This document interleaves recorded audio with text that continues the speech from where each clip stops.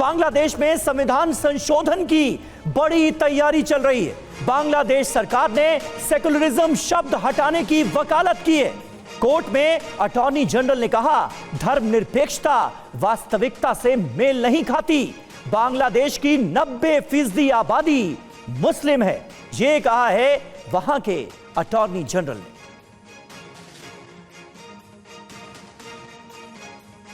तो देखिए, ये बड़ी तैयारी चल रही है। बांग्लादेश की 90% मुस्लिम आबादी का हवाला देते हुए संविधान में बड़े बदलाव की तैयारी में है यूनुस सरकार। बांग्लादेश के संविधान में क्या संशोधन होगा? यूनुस सरकार को किन शब्दों पर ऐतराज है, समझिए।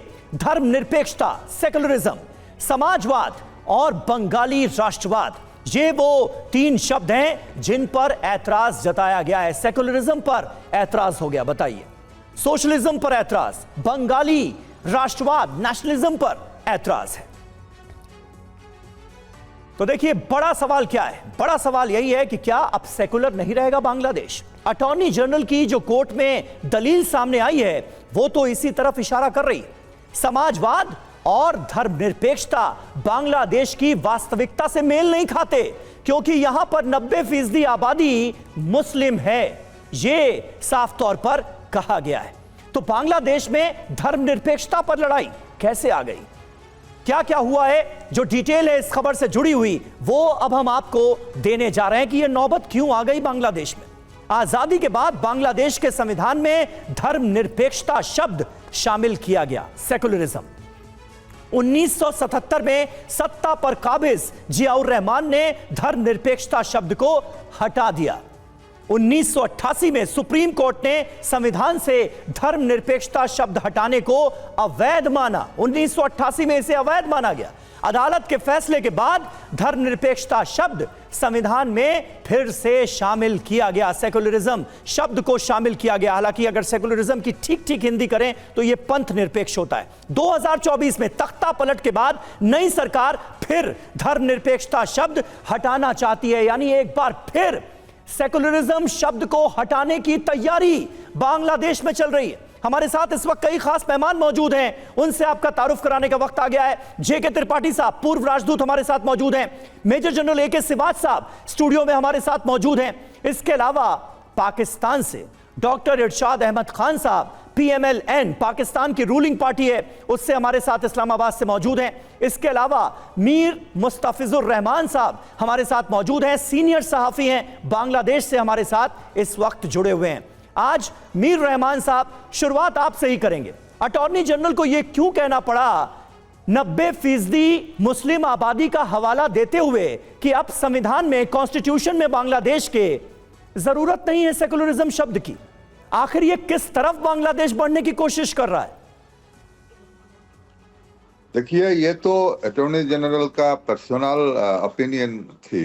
तो I think nobody should be taken it granted, because there is a committee for reforming the constitution, and that committee is yet to start their full operation.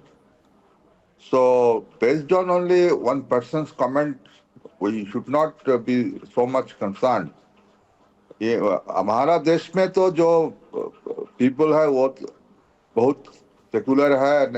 90% of our people believe in communal harmony, and we live in a full communal harmony. You have seen in the last few months that the top political leaders of all the parties, they were celebrating pujas with Hindus in our country, and our countrymen, I can assure you, will never tolerate anything which goes against the minority people.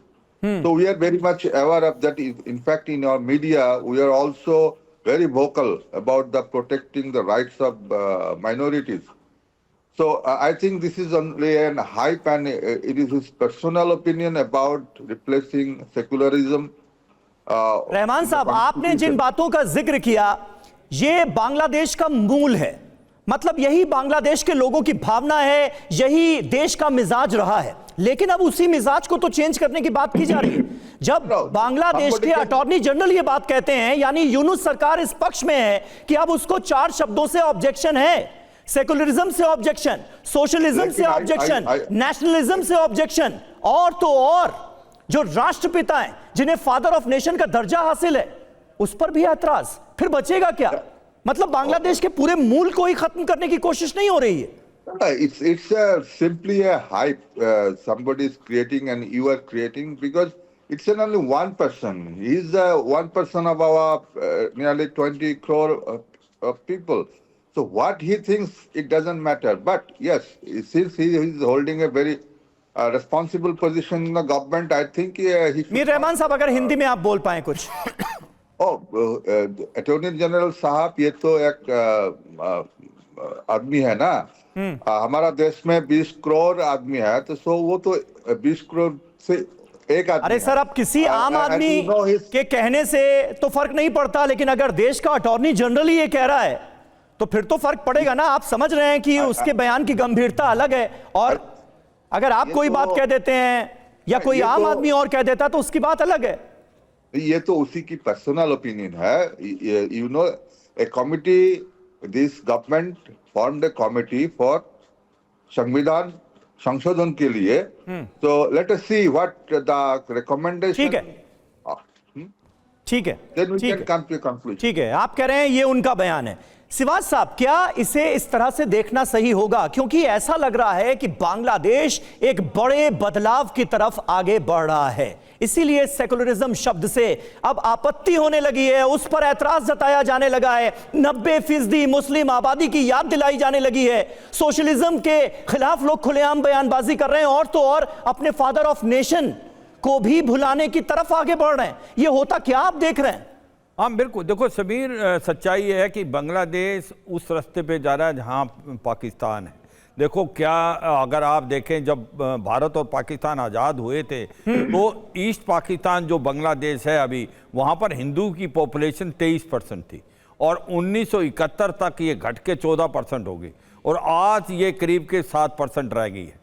तो आप देखें minorities का किस प्रकार से treatment है बांग्लादेश में। बांग्लादेश क्या नया पाकिस्तान बनने जा रहा है। शेख मुजीबुर रहमान को राष्ट्रपिता मानने से भी इनकार किया जा रहा है बांग्लादेश में वहां के अटॉर्नी जनरल ने कहा 15वें संविधान संशोधन को रद्द कर दिया जाए। मुजीबुर रहमान को राष्ट्रपिता बताने से राष्ट्र बढ़ता है, ये कह रहे हैं वहां के अटॉर्नी जनरल। 15वां संशोधन क्रांति की भावना को कमजोर करता है। तो देखिए, बांग्लादेश के राष्ट्रपिता पर भी रार। बांग्लादेश के अटॉर्नी जनरल की डिमांड क्या है, ये आप सुनिए।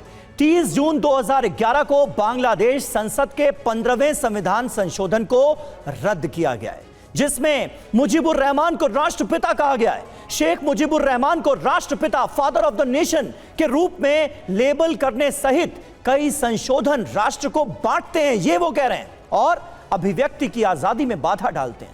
15वें संशोधन को बरकरार रखना मुक्ति संग्राम 1990 और 2024 की क्रांति की भावना को कमजोर करता है, यह कहा है बांग्लादेश के अटॉर्नी जनरल ने। और कट्टरपंथियों की कठपुतली यूनुस सरकार कैसे बनती जा रही है, आइए आपको यह भी बता देते हैं, और उसके बाद जल्दी से अपने मेहमानों का रुख करेंगे। इस्कॉन धर्मगुरु के खिलाफ देशद्रोह का केस किया गया है। चिन्मय कृष्ण दास पर भगवा झंडा फहराने पर देशद्रोह का केस दर्ज किया गया। क्या यह वही बांग्लादेश है? यकीन नहीं होता। हिंदुओं पर हमले के खिलाफ प्रदर्शन में आगे रहे चिन्मय दास, इन्होंने बढ़ चढ़कर विरोध प्रदर्शन किया था। बांग्लादेश सनातन जागरण मंच के नेता हैं चिन्मय कृष्ण दास, और उनके खिलाफ यह मामला दर्ज किया गया है। बांग्लादेश की आजादी से जुड़ी 8 छुट्टियां रद्द कर दी गई हैं। शेख मुजीबुर रहमान से जुड़े 2 अहम तारीखों पर छुट्टियां रद्द कर दी गई। यह फैसला हो चुका है। 7 मार्च 1971 को मुजीबुर रहमान ने आंदोलन के लिए लोगों को एकजुट किया था, और उनकी कुर्बानियों को भला कोई भुला सकता है बांग्लादेश के अंदर? क्या यह एक बड़ा सवाल है। 15 अगस्त 1975 को मुजीबुर रहमान की हत्या की गई। इस दिन शोक दिवस मनाया जाता था। टेक्स्ट बुक पर बनी कमेटी को रद्द किया गया। ये तमाम फैसले, इन पर गौर कीजिए। कोऑर्डिनेशन कमेटी का सिलेबस रिवाइज करने का काम सौंपा गया था। कमेटी के 2 सदस्यों को इस्लाम विरोधी बताते हुए हटाने की मांग की गई थी। विदेश में अपने मिशन के लिए फजल को राजदूत नियुक्त किया गया। विवादित पत्रकार फजल अंसारी को बड़ा तोहफा दिया गया।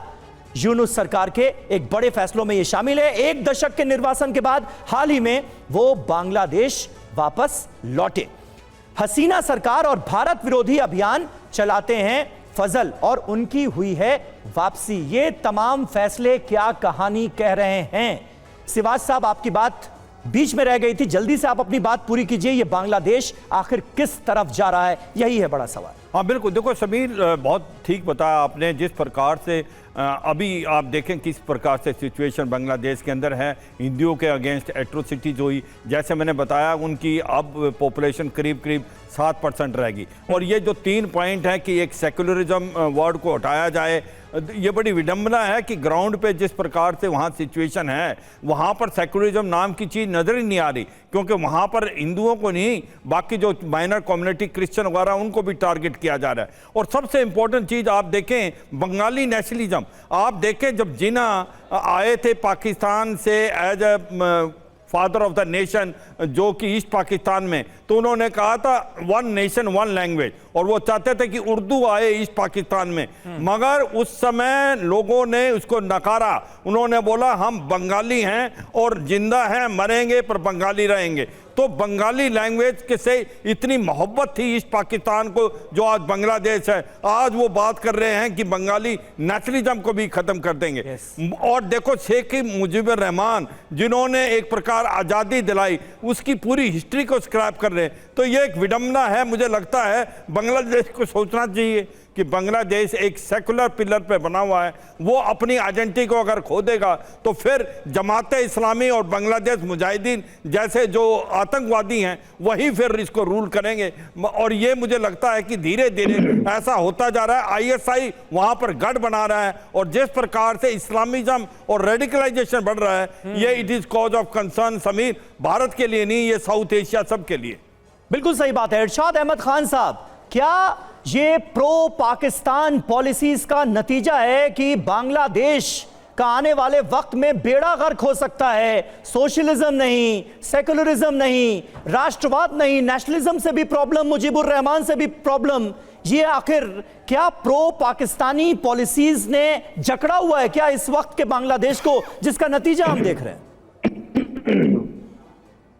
बहुत शुक्रिया समीर। बस मैं ये कहूंगा, जैसे कि अभी जनरल साहब आपके बात कर रहे थे कि क्रिश्चियंस को, हिंदुओं को निशाना बनाया जा रहा है। देखिए, ये आज की बात आप कर रहे हैं। जब भी किसी मुल्क को आजादी हासिल होती है, पहले बांग्लादेश आजाद नहीं हुआ था, साजिश की थी मुजीबुर रहमान और इंडिया ने मिलकर के बंगालियों को हमसे अलग किया। ये हमारा जिस्म, हमारी जान थे।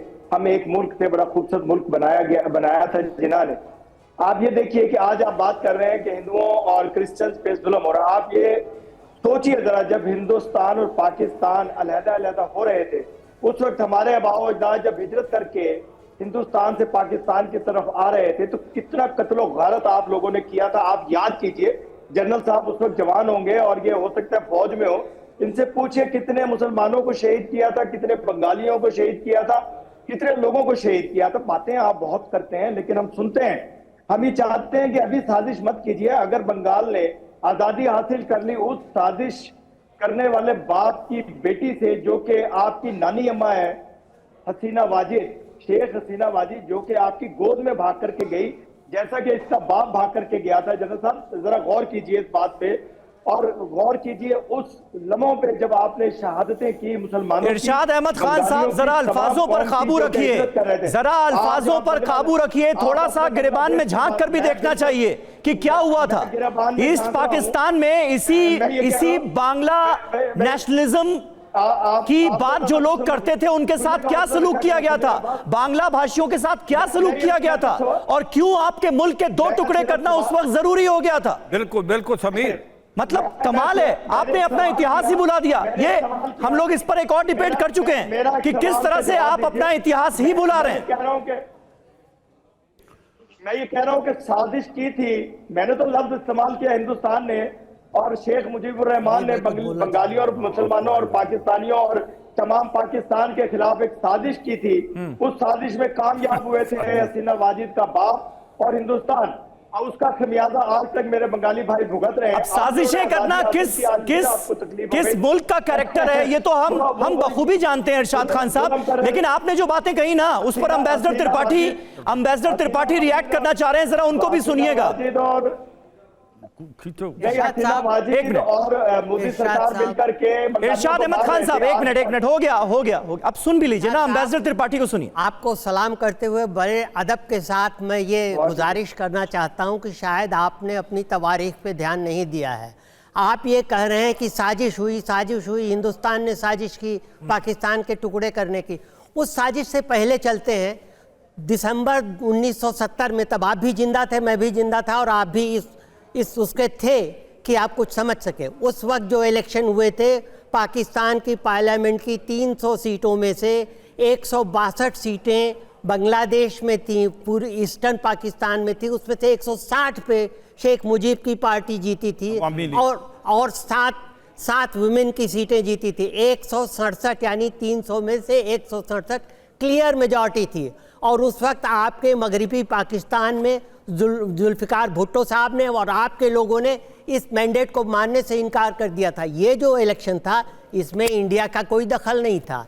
ये इलेक्शन आपकी जमहूरियत में हुआ था और आपकी जमहूरियत में ऐसा हुआ।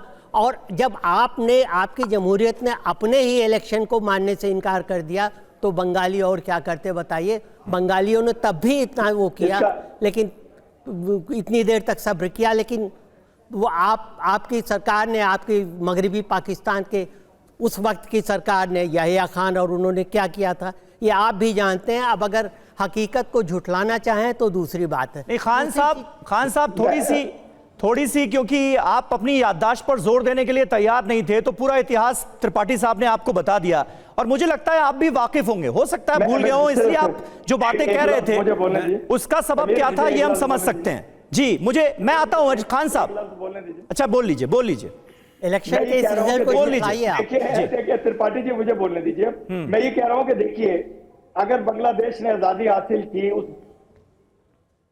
मैं ये कहता हूं कि ये बताइए आप 1970 का इलेक्शन को आप झुठला रहे हैं, करना चाह रहे हैं, आपका प्रॉब्लम क्या है? त्रिपाठी जी सुनिए ना। हाँ। मैं ये कह रहा हूं कि अगर वो आपके चंगल से निकलना चाह रहे हैं, अपना कानून साजी करना चाह रहे हैं, अपने मुल्क का एक कानून बनाना चाह रहे हैं खुद से, आपको प्रॉब्लम क्या है? आपने क्यों शोर डाला हुआ? इसलिए शोर डाला हुआ है कि आपकी तमाम जो लोग साजिश की बात आप कर रहे हैं, हम नहीं। उनको मारेंगे अब मारेंगे बंगाली, अब बंगाल की फौज मारेगी, बंगाल के लोग मारेंगे उन राह के एजेंटों को जो बंगालियों के खिलाफ साजिश करते थे, जो मतलब इसका मतलब आपके पास कोई जवाब नहीं है। त्रिपाठी साहब ने आपको जो इतिहास याद दिलाया इलेक्शन की बात पर कोई जवाब नहीं आपके पास, क्योंकि उसका जवाब है ही नहीं। 1970 के इलेक्शन में क्या हुआ था ये आपको याद दिला दिया गया बहुत अच्छे से। मैं आता हूं एक मिनट एक खबर जो है वो और अपने दर्शकों को बता दें। पाकिस्तान की आवाम कैसे यूनुस सरकार पर ताने कस रही है ये भी जरा सुन लीजिए। इरशाद अहमद खान साहब, आपको आपके ही पाकिस्तान के लोग बहुत कुछ सुनाने की कोशिश कर रहे थे, मैं उम्मीद करता हूं कि आपने सुना होगा, और पाकिस्तान की आवाम भी यूनुस सरकार के रुख और रवैये को लेकर क्या सोचती है आपको पता चल गया होगा। सिवाज साहब आप कुछ कहना चाहते हैं? देखो समीर, ये समझना चाहिए जैसे इरशाद साहब बताने की कोशिश कर रहे थे और एक प्रकार त्रिपाठी साहब ने बता दिया कि असली वजह क्या थी कि जिस प्रकार से बांग्लादेश के अंदर एक प्रकार तूफान मचा। और इसके बाद देखो कि जहां पर बांग्लादेश के अंदर पाकिस्तान की फौज ने कितनी औरतों का रेप किया, कितने लोग भाग के भारत में आए और कितनों को मार दिया गया। क्या ये हिस्ट्री भुला सकती है? और ये जो भारत की बात करते हैं, मुक्ति बाहिनी लड़ी थी, भारत की फौज ने उसकी हेल्प की थी और जिस प्रकार से जेनोसाइड हुआ था, क्या उसको भूल सकते हैं बंगाली? क्या वो नेशनलिज्म जो बंगाल का इन्होंने कुचल दिया था, क्या उसको भुलाया जा सकता है? शेख मुजीबुर रहमान जिसने अपनी जान तक दांव पे लगा दी थी, क्या उसको बांग्लादेश भुला सकता है? देखो, बांग्लादेश को झांक के देखना चाहिए। अगर वो पाकिस्तान की तरफ तरीके जाना चाहता है तो गुड लक टू देम, मगर उनको देखना चाहिए कि अभी आपकी 15-20 साल में आपकी इकॉनमी बहुत अच्छा कर रही थी, फास्टर डेवलपिंग इकॉनमी आपके बन के आ गई थी, टेक्सटाइल इंडस्ट्री बहुत अच्छा कर रही थी और आपके जो एक प्रकार से 10 लाख के करीब रोहिंग्या एक कोई दूसरा देश नहीं रख सकता, वो बांग्लादेश ने रखा था। मगर जिस प्रकार से अब हालात बनते जा रहे हैं, जिस प्रकार से आज की तारीख में हिंदुओं के अगेंस्ट एट्रोसिटी हो रही है, क्रिश्चियन के लिए अगेंस्ट हो रही है, इकोनॉमी डाउन करती जा रही है, मुझे लगता है बांग्लादेश को खुद झांकना चाहिए। क्या वो पाकिस्तान की तरह जाना चाहते हैं जिसके अंदर इकोनॉमिक क्राइसिस है, पॉलिटिकल इंस्टेबिलिटी है और टेररिज्म बहुत बढ़ता जा रहा है? जी मीर रहमान साहब, क्या शेख हसीना के तख्ता पलट के बाद बांग्लादेश पाकिस्तान बनने की राह पर है? बहुत सीधा सा सवाल। This is very bullshitting by Indian media like you, because we shall never be like Pakistan, and we shall never be like India. We are far better in secularism than India, than BJP or RSS, because you have heard the lecture of Amit Shah. Rahman साहब, secularism को भूलने की बात कौन कर रहा है? Socialism को भूलने की बात कौन कर रहा है? नेशनलिज्म को भूलने की बात कौन कर रहा है? और तो और अपने राष्ट्रपिता को भुलाने की बात कौन कर रहा है? कहां की बातें कर रहे हैं आप रहमान साहब? Your Indian constitution also say about secularism, isn't it? But you are ruled by a non-secular party. So don't bullshitting like this. We are very secular. एक तो आप अपने अल्फाजों पर काबू रखिए, वरना इस डिबेट से बाहर करना पड़ेगा आपको। अपने अल्फाजों पर काबू रखिए। ये एक नेशनल चैनल है, जरा मर्यादा में रहकर बात कीजिए। आपके पास फैक्ट नहीं है लगता है, इसलिए आप अपशब्दों का इस्तेमाल कर रहे हैं। No. मुझे लगता है जब फैक्ट्स खत्म हो जाते हैं तभी इस तरह के वर्ड्स इस्तेमाल किए जाते हैं। Is not good for the communal harmony in Bangladesh. You are creating such a hype so that the अरे कम्युनल हार्मनी की बात कर रहे हैं आप। बांग्लादेश के अटॉर्नी जनरल खुद ये कह रहे हैं कि सेकुलरिज्म को खत्म कीजिए। 90% मुस्लिम आबादी का हवाला दिया जा रहा है, कट्टरपंथ को बढ़ाने की बात की जा रही है। आप कहां हैं रहमान साहब, कहां हैं आप? If a Hindu leader in India बोला जे सब मुस्लिम को मार डालो, is that the tone of the entire India? Rahman साहब, मुझे बड़े अफसोस से कहना पड़ रहा है कि आप जिन बातों का जिक्र कर रहे हैं उनका सच्चाई से कोई ताल्लुक नहीं है। बांग्लादेश की जो हालत है, जिस तरह से वो पाकिस्तान बनने की राह पर आगे बढ़ रहा है, आप हिंदुस्तान की बात कर रहे हैं किस मुंह से? मुझे समझ में नहीं आ रहा है। आप अपने मुल्क की बात कीजिए, आप अपने मुल्क की बात कीजिए। बांग्लादेश में जो कुछ हो रहा है उसकी बात कीजिए। मैं आपसे जब उस पर सवाल पूछ रहा हूं तो आप हमारे पर उंगली उठाने की कोशिश कर रहे हैं। उंगली उठाने के लिए सच बोलने की कोशिश कर रहे हैं। अच्छा, आप बात कर रहे थे समीर अब्बास के हिंदुस्तान। चलिए तो एक सच दिखा देते हैं फिर। रहमान साहब आप भी देखिएगा और खान साहब आप भी देखिएगा, क्योंकि ये पाकिस्तान के साथ आज की तारीख में जो बांग्लादेश की जुगलबंदी है वो इस डिबेट में भी नजर आ रही है। बिल्कुल, खान साहब जिस तरह से खुश हो रहे हैं और रहमान साहब उनका साथ दे रहे हैं, बड़ा ताज्जुब है, लेकिन ये हकीकत है। और हम क्यों कह रहे हैं कि बांग्लादेश पाकिस्तान बनने की राह पर है, ये इस डिबेट से बिल्कुल साफ हो गया है। सब कुछ शीशे की तरह साफ है। रहमान साहब, खान साहब, सब कुछ शीशे की तरह साफ हो गया है। बांग्लादेश में प्रेस की आजादी पर कितना बड़ा खतरा मंडरा रहा है, आइए अब आपको यह बताते हैं। सरकार ने 167 पत्रकारों की मान्यता रद्द कर दी है। रहमान साहब भी पत्रकार हैं, वरिष्ठ पत्रकार हैं, बांग्लादेश से हमारे साथ जुड़े हुए हैं और पाकिस्तान के साथ कैसी जुगलबंदी कर रहे हैं आपने देखा। और उसी बांग्लादेश में 167 पत्रकारों की मान्यता रद्द कर दी गई है। कई वरिष्ठ संपादक और पत्रकारों पर कार्रवाई हुई है। एडिटर्स काउंसिल ने इस फैसले का विरोध किया है। यह हो रहा है बांग्लादेश में, जिससे बांग्लादेश में ही बैठे जर्नलिस्ट रहमान साहब इनकार कर रहे हैं। रहमान साहब आप भी देखिएगा ये सच्चाई। बांग्लादेश में प्रेस की आजादी पर कितना बड़ा खतरा मंडरा रहा है। फैसला क्या है? यूनुस सरकार ने 167 जर्नलिस्ट की मान्यता ही रद्द कर दी है। एडिटर्स काउंसिल ने इसका विरोध किया है। प्रेस सूचना विभाग ने 3 चरणों में इन पत्रकारों की मान्यता रद्द की। कार्रवाई प्रेस की स्वतंत्रता को खतरे में डाल रही है बांग्लादेश के अंदर, यह एडिटर्स काउंसिल ने वहां पर कहा है। कई अनुभवी पत्रकार और संपादकों की मान्यता रद्द की गई है और सरकार के फैसले से लोकतांत्रिक माहौल कमजोर हो रहा है। डेमोक्रेसी का जो पिलर है उसे उखाड़ने की कोशिश की जा रही है। एडिटर्स काउंसिल वहां की इसका विरोध कर रही है। ये इस वक्त के बांग्लादेश की सच्चाई है सिवाज साहब। और ऐसे हालात में अगर बांग्लादेश में बैठे एक जर्नलिस्ट ही पाकिस्तान की हाँ में हाँ मिला रहे हैं तो इसे फिर क्या कहा जाए?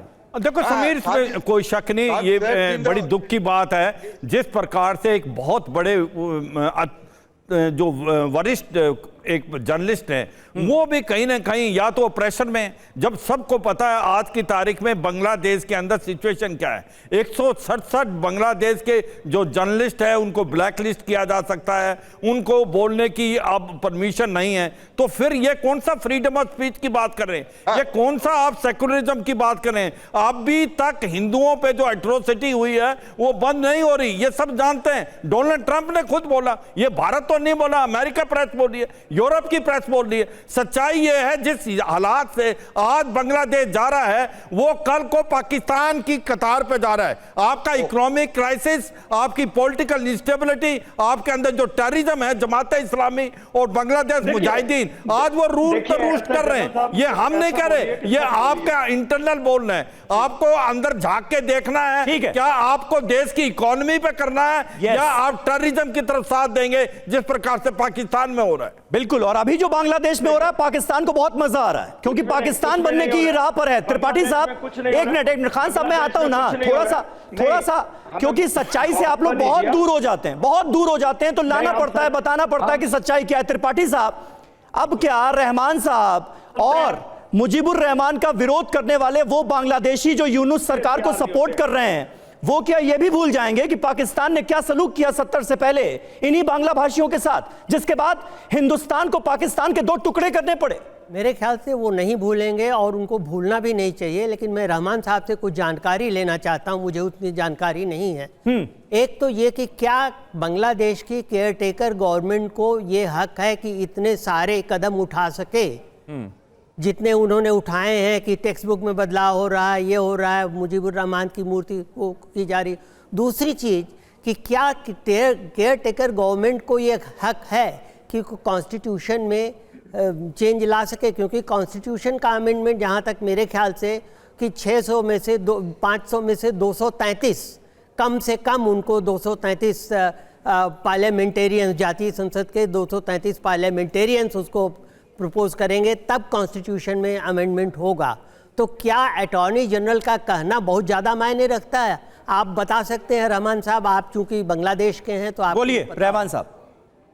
No, what I wanted to say that is very clear that about the present government just initiated a plan for reform and they have formed some committee to reform the constitution.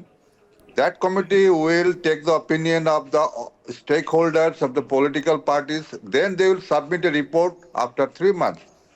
On that basis, the political party have to have reach on a consensus. Without consensus, there will be no reform, no change in the constitution. That is the present scenario, the present formation. So, if the Attorney General if Attorney General said something about it, that is his only personal issue. And what he talks about socialism, socialism was no more in practice in anywhere in the subcontinent. In Indian constitution, there is something like socialism, but it is not being practiced. But one point is that in India, many people said a lot of things about Nehru, about Gandhi. Sir. Gandhi. Does that mean that Gandhi is disrespected by the Indian government? We are talking about Bangladesh. लेकिन रहमान साहब, मुजीबुर रहमान की कुर्बानियों को भी आप लोग भुला देंगे? इतना पाकिस्तान प्रेम, पाकिस्तान से इतना प्यार हो गया। Your country said a lot of bad things about Mahatma Gandhi. नहीं थी वो साजिश So थी does that mean that Hindustan Mahatma Gandhi is not disrespected? नहीं, एक मिनट मीर रहमान साहब, फिर तो पाकिस्तान में बैठे इरशाद अहमद खान साहब मुजीबुर रहमान के लिए जिन अल्फाजों का इस्तेमाल कर रहे हैं उस पर भी आपकी रजामंदी होगी, उसको भी तो एंडोर्स कर रहे होंगे ना आप? No. I don't know about what Mr. Irshad is talking about because I am not personally. My point is very simple.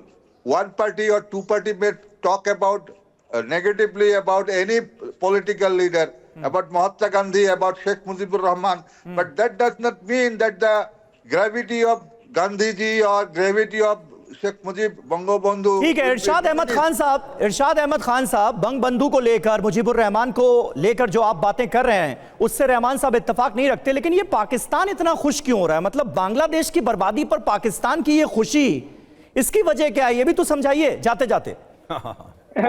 मैं ये कहूंगा समीर अब्बास, हमें तो जो खुशी है आपको क्या गम है, आपको क्या गम खाए जा रहा है बंगालियों की आजादी? हमें तो किसी की भी बर्बादी देखकर गम होता है, हमें तो आपकी बर्बादी देखकर भी गम होता है। देखिए समीर, जितना टेंशन में आप लोग हैं, बंगाली तो खुश हैं भाई, उनकी खुशी में खुशियां मनाइए।